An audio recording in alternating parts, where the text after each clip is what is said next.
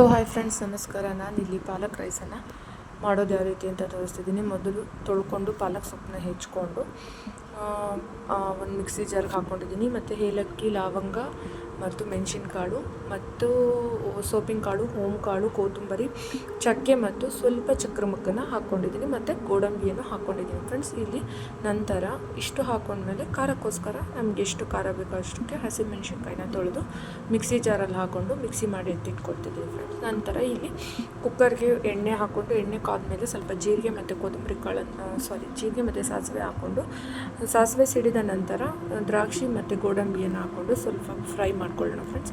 Fry ಮಾಡ್ಕೊಂಡಾದಮೇಲೆ ನಾನಿಲ್ಲಿ ಸ್ಲೈಸಾಗಿ ಹೆಚ್ಚಿಟ್ಕೊಂಡಿರೋ ಈರುಳ್ಳಿನೂ ಸಹಿತ add ಮಾಡ್ಕೊಳ್ತಾ ಇದ್ದೀನಿ ಫ್ರೆಂಡ್ಸ್. ನೋಡ್ತಿದ್ದೀರಲ್ಲ, ಈ ರೀತಿಯಾಗಿ ನಾನು ಈರುಳ್ಳಿನ ಹಾಕ್ಕೊಂಡು ಅದನ್ನು ಸಹಿತ ಬಾಡಿಸ್ಕೊಂಡು ಇವಾಗ ಇಲ್ಲಿ ರುಬ್ಬಿಟ್ಕೊಂಡಿರುವಂತಹ ಮಸಾಲೆಯನ್ನು ನಾನಿಲ್ಲಿ ಹಾಕ್ಕೊಂಡು ಹಸಿ ವಾಸನೆ ಹೋಗೋ ರೀತಿ ನಾನಿಲ್ಲಿ ಇದನ್ನು ಹುರ್ಕೋಬೇಕು ಫ್ರೆಂಡ್ಸ್. ಬಾಯ್ಲ್ ಮಾಡ್ಕೋಬೇಕು ಫ್ರೆಂಡ್ಸ್. ನಂತರ ನಾನಿಲ್ಲಿ ಸ್ವಲ್ಪ ಬೆಣ್ಣೆಯನ್ನು ಹಾಕ್ಕೊಳ್ತಾ ಇದ್ದೀನಿ ಫ್ರೆಂಡ್ಸ್, ಟೇಸ್ಟಿಗೋಸ್ಕರ. ಅಥವಾ ನಾವು ಬೆಣ್ಣೆಲ್ಲೇ ಒಗ್ಗರಣೆ ಹಾಕ್ಕೊಳ್ತೀನಿ ಅಂದ್ರೂ ಹಾಕ್ಕೋಬೋದು. ಬಟ್ ನಾನಿಲ್ಲಿ ಎಣ್ಣೆಯಲ್ಲೇ ಒಗ್ಗರಣೆ ಮತ್ತು ಸ್ವಲ್ಪ ಬೆಣ್ಣೆನ ಹಾಕ್ಕೊಂಡಿದ್ದೀನಿ ಫ್ಲೇವರ್ಗೆ.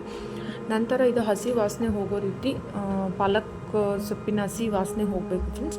ಇಲ್ಲ ಅಂತಂದರೆ ನಾವು ಬೇಯಿಸಿನೂ ಸಹಿತ ಮಿಕ್ಸಿ ಮಾಡ್ಕೋಬೋದು ಫ್ರೆಂಡ್ಸ್. ಇಲ್ಲಾಂದರೆ ಈ ರೀತಿಯೂ ನೀಟಾಗಿ ಹಸಿ ವಾಸನೆ ಹೋಗೋ ರೀತಿ ಬಾಯ್ಲ್ ಮಾಡ್ಕೋಬೋದು. ನಾನಿಲ್ಲಿ 2 ಕಪ್ ಅಕ್ಕಿನ ನೀಟಾಗಿ ತೊಳೆದು ಎತ್ತಿಟ್ಕೊಂಡಿದ್ದೀನಿ ಫ್ರೆಂಡ್ಸ್. 2 ಕಪ್ಪು ಅಕ್ಕಿನ ತೊಳ್ಕೊಂಡ್ಮೇಲೆ ಅದೇ ಲೋಟದ 2 ಕಪ್ಪಿನ ಅಳತೆ ಲೋಟದ ಮೇಲೆ 4 ಲೋಟ ನೀರನ್ನ ಹಾಕ್ಕೊಂಡಿದ್ದೀನಿ. ಆಮೇಲೆ ಈ ಮಸಾಲೆಗೆ ನಾನು ಕುಕ್ಕರ್ಗೆ ಸ್ವಲ್ಪ ಉಪ್ಪು, ರುಚಿಗೆ ತಕ್ಕಷ್ಟು ಉಪ್ಪನ್ನು ಆ್ಯಡ್ ಮಾಡ್ಕೊಳ್ತಿದ್ದೀನಿ. ನೀಟಾಗಿ ಕಲಿಸ್ಕೊಂಡು ಇವಾಗ ನಾನು ಇದಕ್ಕೆ ಆಲ್ರೆಡಿ ತೊಳೆದು ನೀರಾಗಿ ಕಟ್ಕೊಂಡಿರುವಂಥ ಅಕ್ಕಿಯನ್ನು ನಾನು ಇಲ್ಲಿ ಹಾಕ್ಕೊಳ್ತಾ ಇದ್ದೀನಿ ಫ್ರೆಂಡ್ಸ್. ನೋಡ್ತಿದ್ದೀರಲ್ಲ, ಈ ರೀತಿಯಾಗಿ ಹಾಕ್ಕೊಂಡು ನೀಟಾಗಿ ಕಲಿಸ್ಕೊಂಡು ನಾವಿಲ್ಲಿ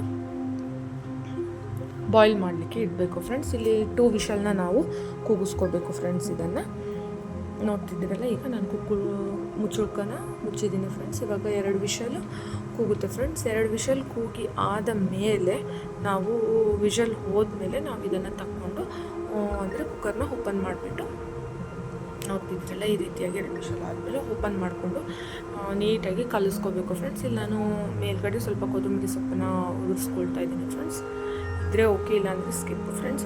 ನೀಟಾಗಿ ಕಲಿಸ್ಕೊಂಡು ನೋಡ್ತಿದ್ದೀರಲ್ಲ, ಕೆಳಗಿನ ಮೇಲಿನ ಕೆಳಗೆ ಅಂದರೆ ಮಸಾಲೆ ಎಲ್ಲ ಕಡೆ ನೀಟಾಗಿ ಹತ್ಕೋಬೇಕಲ್ಲ, ಹಾಗಾಗಿ ನಂತರ ಈ ರೀತಿ ಕಲಿಸ್ಕೊಂಡಾದ್ಮೇಲೆ ನಾನು ಇದಕ್ಕೆ ನಿಂಬೆಹಣ್ಣಿನ ರಸನ ಹಾಕ್ಕೊಳ್ತಾ ಇದ್ದೀನಿ ಫ್ರೆಂಡ್ಸ್. ನೋಡ್ತಿದ್ದೀರಲ್ಲ, ನಿಂಬೆಹಣ್ಣಿನ ರಸ ಹಾಕಿದರೆ ಸಖತ್ ಫ್ಲೇವರು, ಸೂಪರ್ ಟೇಸ್ಟ್ ಫ್ರೆಂಡ್ಸ್. ಲಾಸ್ಟಲ್ಲಿ ಇದೇ ಟಚ್ಚಿಂಗು ಇದು ಮತ್ತು ಕೊತ್ತಂಬರಿ ಸೊಪ್ಪು ಹಾಕೋದು ಸಖತ್ತಾಗಿರುತ್ತೆ.